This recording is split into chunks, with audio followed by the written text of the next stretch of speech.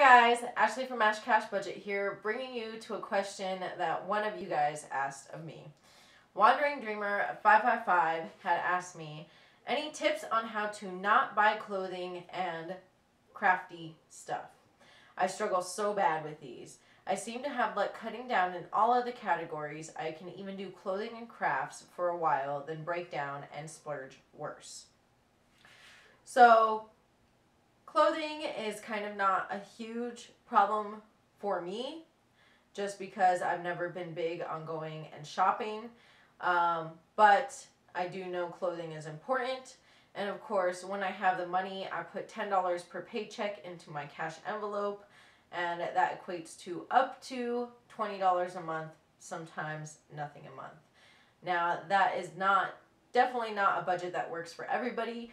I know plenty of other people that put a much larger amount into their clothing category for crafty stuff. For me, it's been going through the business this year. So I haven't really been buying crafty stuff on my own money, on my own dime. So that's a little tricky too. But I'll try my best to give you some advice that I have. So definitely give yourself a cash envelope for these categories. Don't cut it off completely. If you cut it off completely, then you're going to definitely deprive yourself, and then you're going to binge and you're going to go back and spend a lot more than you really should. The amount is going to depend on your own budget, how much you're bringing in and how much you think is acceptable. You want it to be a little bit tight because you don't want to just give yourself freedom to spend whatever, but you also don't want to make it so tight that you can't keep to it.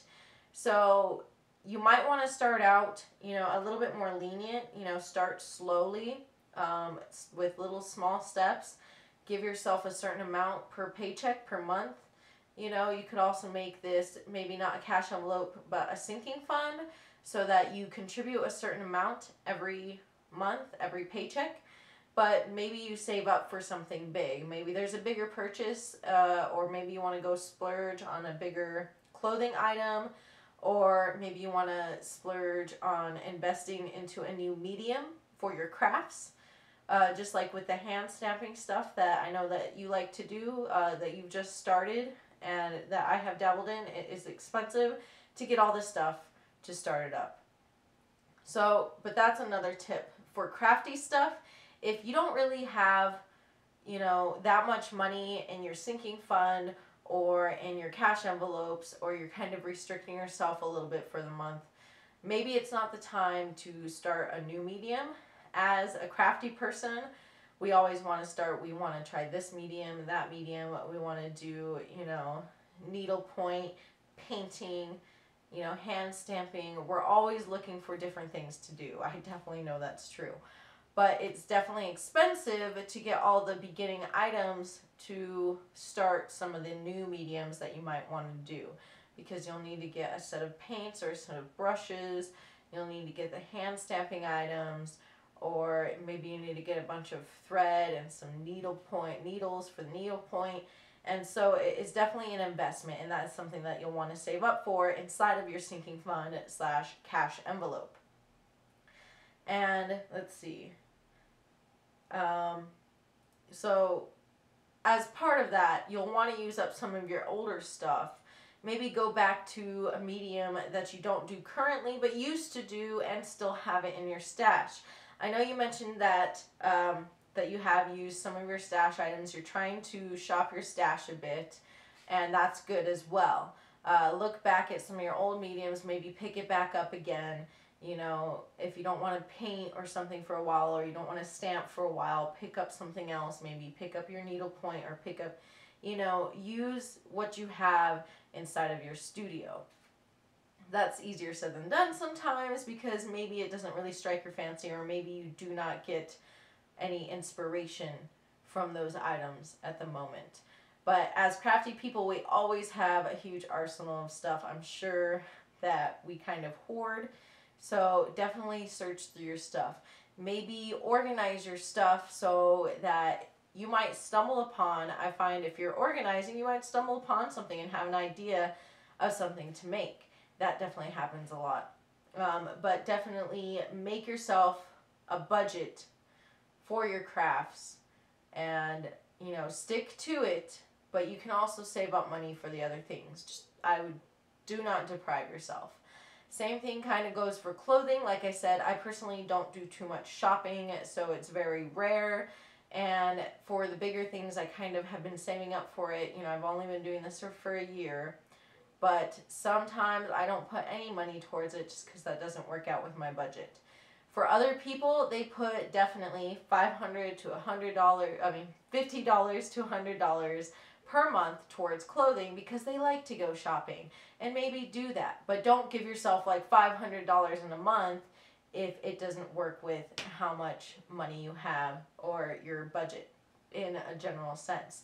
But maybe don't deprive yourself. If you like to get the new stuff, you know, maybe make sure for both clothing and crafts, shop the sales, but don't let the sales shop you. Like, don't be enticed to get it because it's on sale and you're not going to find this anywhere else. And if you're not really going to wear it or you're not really going to use it, don't buy it. But if it is something that you've been looking at or something that you really think is cute and you have that money in your budget, get it on sale. Definitely always look for the sales, or maybe go to thrift shops or things like that too. And if you go to a thrift shop, I just recommend, you know, always wash those clothes. Maybe you can find stuff that you can alter and make it work for you. I've definitely seen some cute YouTubers out there doing some cute projects where they take thrift shop clothes and make it into a totally different item. So if you have some sewing skills, you could do stuff like that. My sewing skills I've used to kind of patch up some of my clothes to make them last longer, which is what works for me as far as saving money on clothes, is to kind of, you know, try to make them last longer so I don't have to buy them as often. But some people like to just shop for clothes because they like to have new things. If you're going to do that as well, if you want to bring new things in, make it a little bit more painful on yourself. Agree to yourself that for every item that you bring in, you're going to get rid of an item. You're either going to throw it away because it's too old and ratty, or you're going to donate it because it's not something you really wear. So that way, that is on your mind when you go shopping. Like, if I buy 5 items, I got to get rid of 5 items. And if you can't really, like, come to grips with that or think of the things that you want to get rid of, it might not, maybe you don't need to buy anything that day, you know, unless maybe you can agree, you know, there's this shirt at my house that I can get rid of, and this shirt is really cute, it's on sale, you know, but it's all about giving yourself some boundaries, but not being too strict on yourself, making things a little tight so that you're a little nervous about how much you have to spend, but not so much that you're just going to be like, well, I blew my budget, so I'm just going to go ahead and buy this top and these pants and just go all crazy with it because I've already blown it anyways. Because if you make it too small, you're going to have those moments. I think that's pretty much mostly the tips that I have. I think cash envelopes are huge because you have the cash envelope in front of you. You see how much money you have left in your budget, and you can let that stack up, because I let mine stack up sort of like sinking funds as well. You know, I know some people take it and put it towards their debt or put towards like their emergency fund, whatever baby step they're on, if they don't finish it at the end of the month. But because sometimes I want more expensive things and I only put minimal each month, then I let some of it stack up. Like for clothing, especially since I can't fund it some months, I let it roll over because it'll be like a sinking fund, and when I need it, it's there. So I think sinking funds / cash envelopes, especially so you can see what cash you have in front of you and see how much you can spend if you catch a little sale, is definitely important. And if you guys have any tips for her, please leave them down below. And if you have any questions that maybe I can answer in a future video, leave those down below as well. And of course, I will put the buttons up above to subscribe and another video that YouTube will suggest for you guys. And I will talk to you guys next time. Bye.